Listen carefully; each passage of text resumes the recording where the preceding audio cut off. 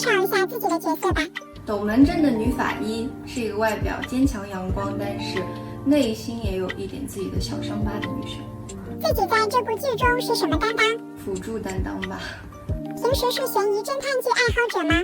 其实我之前胆子比较小，所以没怎么敢看悬疑题材的剧，但拍完之后胆子好像变大了，确实看了很多相关的电影和剧。开播前有没有偷偷预习这种类型的剧？有，看了《非自然死亡》，然后做了一些其他的功课。如果给安然颁个奖，最适合她的奖项是什么呢？手工艺人奖。相比于之前古装甜宠剧的角色，这次尝试悬疑剧最大的不同是什么？我觉得花小麦是下饭，安然是下饭。剧中尝试用一些法医的工具之类的是什么感受？其实因为之前功课做的还比较多，所以在面对这些的时候就其实没有那么害怕，把它当做一个工作来看待。和朋友们一起玩密室是什么担当呢？摆烂担当，我就属于那种一进去密室啊，我就找个地方躲起来，然后我朋友让我出去做任务的时候，我就问他为什么，因为外面会有一些可怕的东西，我朋友就一直很想做任务，但我就只要躲起来就好了。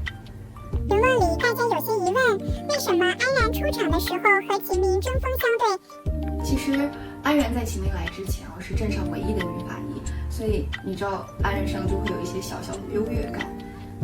他第一次看秦明的尸检报告的时候，就觉得应该是一个老法医，但见到秦明的那一刻呢，看到他那么年轻，就自然而然的有一种想要跟他较量一下的感觉。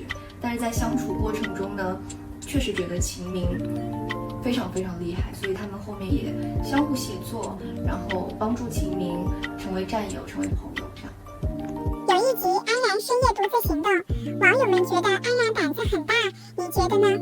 其实当时这个情节我也有问过导演，就是一个女孩子这么独自行动好吗？但导演当时就说你要抛开你自己，你要想象你真的是一个法医，当你发现一些蛛丝马迹的时候，你只想要去求证。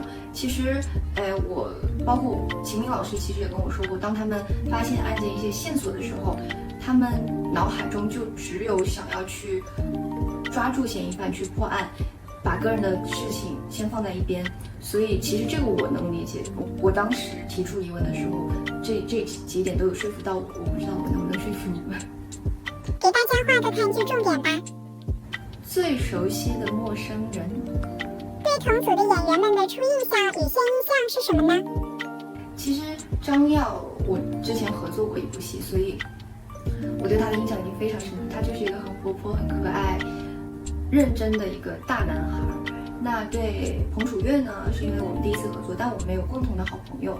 然后合作完之后，我真的觉得他是一个对待工作极其认真，然后非常有礼貌，很容易感染别人的一个人。现在拍的这部剧有没有可以剧透的部分呢？